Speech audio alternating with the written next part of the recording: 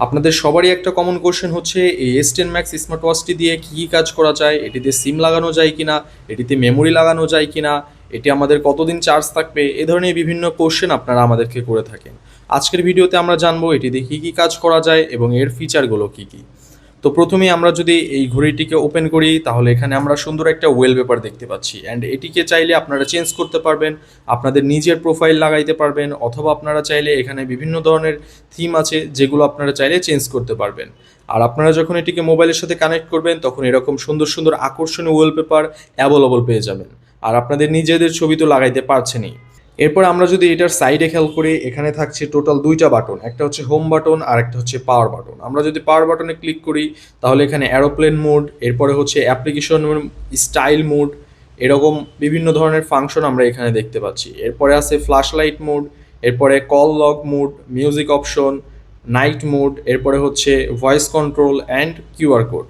এই কিউআর কোডের মাধ্যমে আপনি স্ক্যান করে এই ঘড়িটার জন্য কোন সফটওয়্যারটা ইনস্টল করতে হবে সেটি আপনি বের করতে পারবেন। এরপরে আমরা যদি এখান থেকে হোম বাটনে ক্লিক করি তাহলে আমরা এখানে সফটওয়্যারগুলো দেখতে পারবো, অ্যান্ড এই হোম বাটনটা আমরা যদি এভাবে ঘোরাই তাহলে আমরা এর ভিতরে বিভিন্ন ধরনের সুন্দর সুন্দর ডিজাইন এবং যেই সফটওয়্যারগুলো আছে সেগুলো আমরা এখান থেকে দেখতে পারবো। অ্যান্ড আমরা যদি এখানে ডাবল বাটন প্রেস করি তাহলে এখান থেকে আমাদের সফটওয়্যারগুলোর ডিজাইন এবং ফাংশনগুলো চেঞ্জ হয়ে যাবে। আবার যদি আমরা ডাবল প্রেস করি তাহলে আবার আমাদের এই সফটওয়্যারগুলোর ফাংশনিটি চেঞ্জ হয়ে যাবে।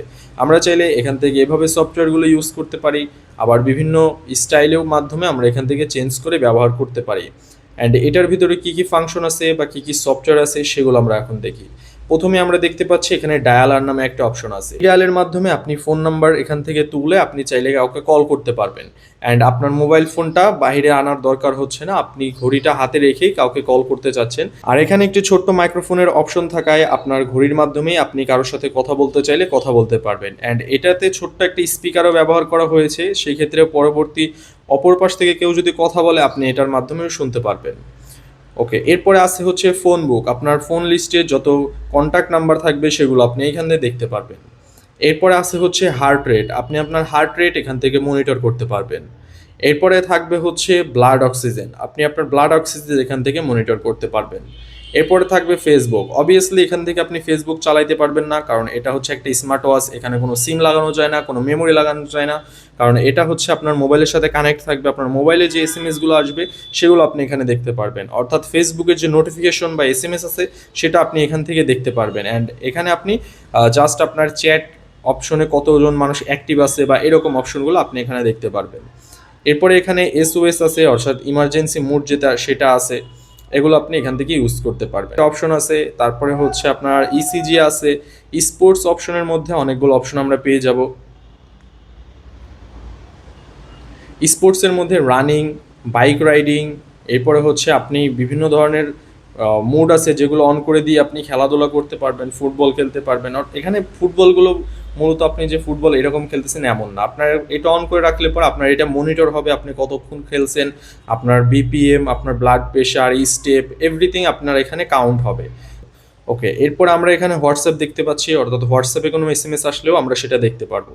এখানে যে ক্যামেরা অপশনটা দেখতে পাচ্ছেন এটা মূলত এখানে কোনো ক্যামেরা নেই, আপনি এই ক্যামেরা অন করলে আপনার মোবাইলের ক্যামেরাটা অন হবে, অ্যান্ড রিমোটের মাধ্যমে আপনি আপনার মোবাইলের ক্যামেরার ছবি তুলতে পারবেন।